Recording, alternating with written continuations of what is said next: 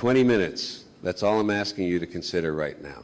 Not an hour, not a complete lifestyle overhaul, not some grueling, expensive, complicated system that requires you to rearrange your entire existence before it starts working.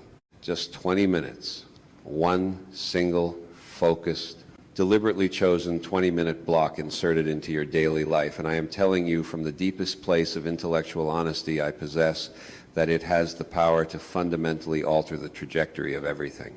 Your health, your mind, your relationships, your creative output, your sense of who you are and what you're capable of. All of it sits on the other side of one small, consistent, daily decision. And most people will never make it. Not because they can't, but because nobody has ever explained to them why it actually works at the level of biology, psychology, and human consciousness in a way that makes the decision feel truly unavoidable. That's what I intend to do today.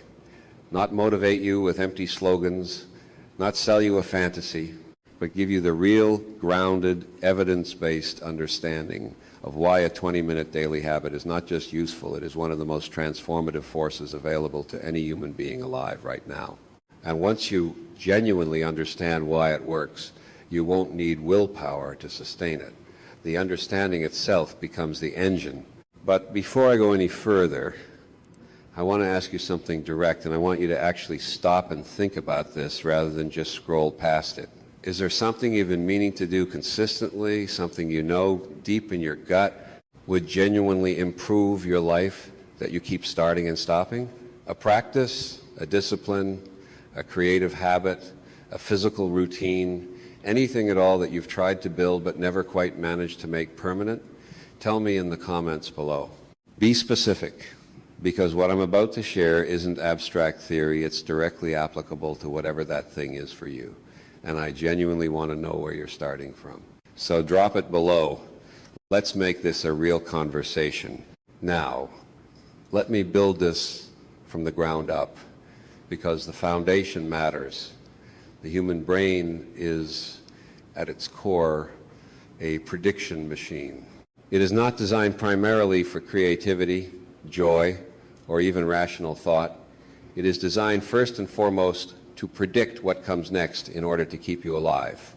And the way it makes those predictions is by recognizing patterns.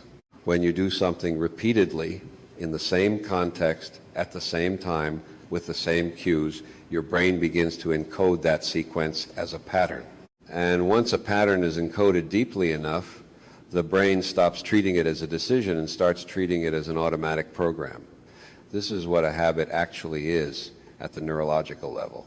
It's a pattern so well established that your brain runs it on autopilot, conserving the precious metabolic resources of conscious decision-making for genuinely novel situations. This is simultaneously the most liberating and the most terrifying fact about human neurology. Liberating because it means that any behavior, including the ones that feel impossibly hard right now, can eventually become effortless through the mechanism of habit formation. Terrifying. Because it also means that destructive patterns, once established, run just as automatically as beneficial ones. You are right now a walking collection of encoded programs. Some of them are serving you magnificently. Some of them are quietly eroding everything you're trying to build. And the 20-minute habit I'm going to describe is one of the most powerful ways I know to deliberately install a new program, one that begins to reorganize the others around it. Here's the concept that changed everything for me, the Keystone habit. Researcher and journalist Charles Duhigg, drawing on decades of organizational behavior research, identified that certain habits have a disproportionate effect on the entire ecosystem of a person's behavior. They don't just produce their direct benefit, they trigger a cascade of secondary changes across seemingly unrelated areas of life. Exercise is the most well-documented Keystone habit. When people begin exercising consistently, even mildly, even for short periods, they spontaneously begin eating better, sleeping better, drinking less alcohol, spending more carefully, and reporting higher levels of patience and emotional regulation. They didn't try to change those things. The exercise habit changed them as a downstream consequence. This is the cascade effect of a well-chosen keystone habit, and it is one of the most powerful phenomena in all of behavioral science. 20 minutes of daily exercise. I want to be precise here, because precision matters is not a compromise. It is not the consolation prize for people who can't manage an hour. It is, in many documented cases, the optimal dosage for initiating lasting behavioral change. Here's why. The research on habit formation consistently shows that the biggest obstacle to building a new habit is not laziness or lack of willpower. It is the size of the initial commitment relative to a person's perceived available resources.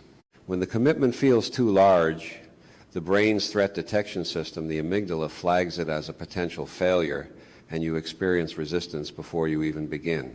A 20-minute commitment clears that threshold for almost everyone. It feels manageable. It feels survivable. And that feeling of manageability is not a psychological weakness. It is the neurological gateway through which lasting change enters.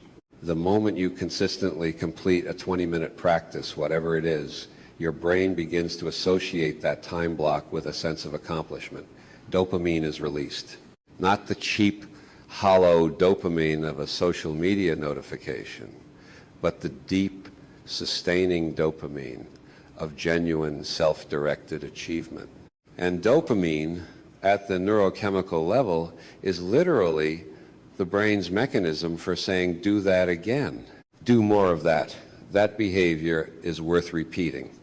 You are, through this simple 20-minute practice, hacking your own reward circuitry in the most constructive way possible.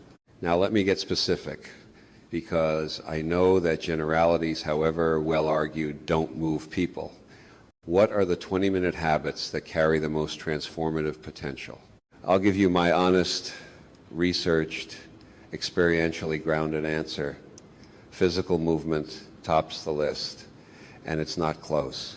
20 minutes of moderate intensity cardiovascular exercise, walking briskly, cycling, swimming, anything that elevates your heart rate produces a flood of brain-derived neurotrophic factor, which neuroscientist John Rady of Harvard Medical School has called miracle growth for the brain. BDNF promotes the growth of new neurons, strengthens synaptic connections, enhances memory consolidation, and reduces the neurological markers associated with depression and anxiety. 20 minutes every day. That is enough to measurably change the physical structure of your brain over weeks and months. But physical movement is only one entry point. 20 minutes of daily deliberate reading, not scrolling, not passive consumption, but intentional engagement with a book or long-form text on a subject that genuinely challenges or expands your understanding, produces compounding intellectual returns that most people catastrophically underestimate. If you read for 20 minutes a day at an average reading pace, you will complete approximately 15 to 20 books per year. Think about what that means over a decade. 200 books on any subject you choose. History, philosophy, neuroscience, economics, literature. Craft the depth of understanding available to someone who simply reads 20 minutes daily for 10 years is genuinely staggering. And it is available to virtually everyone who is watching this video right now. 20 minutes of daily journaling, particularly what researchers call expressive writing, has been shown in controlled studies by psychologist James Pennebaker at the University of Texas to produce measurable improvements in immune function, emotional regulation, working memory, and psychological resilience. The act of converting raw experience into structured narrative forces your brain to integrate and make meaning from what you've lived through. It reduces the cognitive load of unprocessed emotion. It clarifies your thinking in ways that remain invisible until you've done it consistently enough to see the difference. 20 minutes, a pen, a notebook, no audience required. One of the highest return cognitive investments a human being can make. And then there is meditation, 20 minutes of daily mindfulness or contemplative practice, which has perhaps the most rigorously studied neurological profile of any non-pharmacological intervention in modern psychology. Regular meditators show measurable increases in gray matter density in the prefrontal cortex, the brain region responsible for executive function, impulse control, emotional regulation, and complex decision-making. They show measurable decreases in amygdala activity, meaning the brain's alarm system becomes less hair trigger, less prone to flooding the system with threat responses to non-threatening stimuli. This is not metaphysical. This is structural neurology. 20 minutes of daily meditation, sustained over weeks, physically rebuilds the architecture of your brain in ways that make you measurably calmer, clearer, and more capable. Now, I want to address the argument I hear most often, because I've heard it enough times that I know what's coming. I don't have 20 minutes. And I want to engage with that argument seriously, because I think most people who say it are genuinely convinced it's true. So let me ask you this. How much time did you spend on your phone yesterday? Not for any specific productive purpose, but just scrolling, switching between apps, passively consuming. The average adult in 2024 spent approximately 4 hours per day on their smartphone. 4 hours. Most of that time was not purposeful, not restful, not genuinely enjoyable on any deep level. It was compulsive filling of gaps, and yet 20 minutes feels impossible to find. This is not a time problem, it is an attention problem, it is a priorities problem. And recognizing that distinction is itself a form of liberation, because attention and priorities are things you can actually change. Time in the abstract is not something you can manufacture, but the way you allocate your existing time is entirely within your authority. This is where I want to speak directly to the identity dimension of habit change, because I think it's the piece that most behavioral advice ignores completely. James Clear, in his work on atomic habits, makes an argument that I find deeply compelling. The most durable habits are not built on outcomes, they're built on identity. The person who says, I am trying to exercise regularly, has a fundamentally different psychological relationship to the behavior than the person who says, I am someone who moves their body every day. One is a goal, the other is a self-concept. And human beings are extraordinarily powerful defenders of their self-concept. We will go to remarkable lengths to behave in ways consistent with who we believe we are.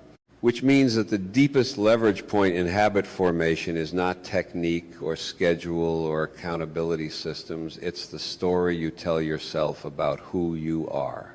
Every time you complete your 20-minute practice, every single time you cast a vote for a new identity, you are not just exercising or reading or meditating. You are becoming the person who does those things. And as that identity solidifies, the behavior stops feeling like discipline and starts feeling like expression. You're no longer fighting against your nature to maintain the habit. The habit has become part of your nature. That transition from effortful to effortless, from discipline to identity, is the moment real change becomes permanent. And it begins with 20 minutes. Let me also speak plainly about failure and inconsistency, because any honest discussion of habit formation has to reckon with the reality that most people break their streaks, miss days, go through periods where everything falls apart. And the research here is actually deeply encouraging. A study published in the European Journal of Social Psychology by Philip Allally at University College London found that missing a single day of a habit has no statistically significant effect on the long-term formation of that habit. The danger is not in missing a day. The danger is in the story you tell yourself about missing that day. If you miss a day and conclude, I knew I couldn't do this, I always fail, I'm not disciplined enough, you are using one data point to confirm a limiting narrative. But if you miss a day and simply begin again the next morning without drama, without self-punishment, without renegotiating the entire commitment, the habit survives. Never miss twice. That's the only rule that matters. I want to close with something that sits underneath all the science and strategy, something I think about often when I consider the nature of change and what it actually means to live deliberately. Every single day of your life, you are either drifting or steering. There is no neutral position. The absence of a chosen direction is itself a direction. It just happens to be chosen by the accumulated force of your environment, your conditioning, your default patterns, and everyone else's priorities for your attention and energy.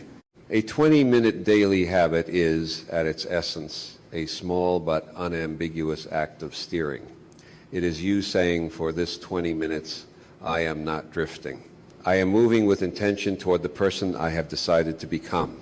That might sound like a small thing, but multiply it across 365 days, across 5 years, across a decade, and then tell me it's small. The person who moves their body, reads deliberately, thinks clearly, and processes their experience honestly for 20 minutes every single day, year after year, is a fundamentally different human being from the one who never started. Not because of any single day, but because of all of them added together, each one reinforcing the last, each one deepening the groove, each one making the next one slightly more natural and slightly more inevitable. 20 minutes is where it starts. Your life, the one you actually want, is what it builds. So tell me in the comments, what's the 20-minute habit you're going to start tomorrow? I want specifics. And if you're already running a daily practice that's changed something real for you, share that too. The people watching this need to hear it. And if this connected with something genuine in you, pass it to someone who needs the push. The world gets better one deliberate 20 minutes at a time.